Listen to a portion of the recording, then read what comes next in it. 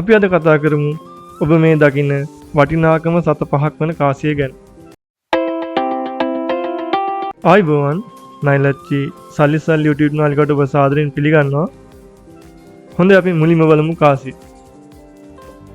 ඔබ මේ දකින්නේ 1909 දී බ්‍රිතාන්‍යයේ යටත් විධිත පාලන කාලය තුල නිකුත් කරන ලද වටිනාකම සත පහක් වන කාසිය.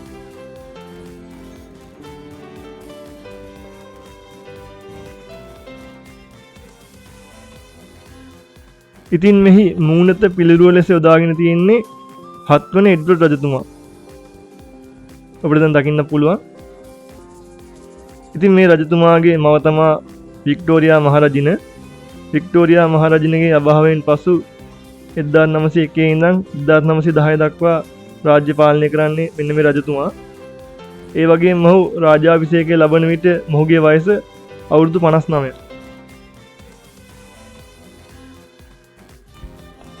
ඉතින් ඔබ මේ දකින්නේ කාසියේ පිටුපස එහි ඉහළින් සිලෝන් ලෙස සඳහන්ලා තියෙනවා.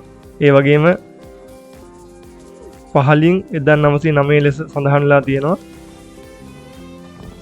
සිංහල බසින් කාසියේ වම් පසත්, දෙමළ බසින් කාසියේ දකුණු පසත් සත පහළ සඳහන් කරලා තියෙනවා.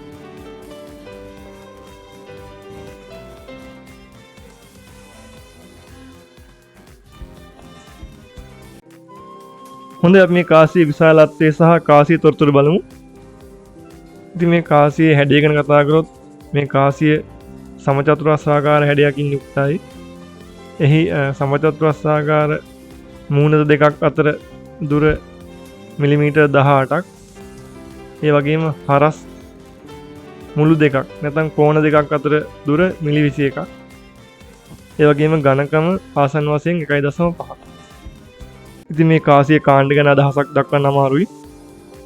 මෙම කාසිය නිකුත් කරන්නේ 1909 වර්ෂයේ ඒ තඹ සහ නිකල් ලෝහය. ඒ වගේම මෙම කාසිය 1943 දී භාවිතින් ඉවත් කරලා තියෙනවා.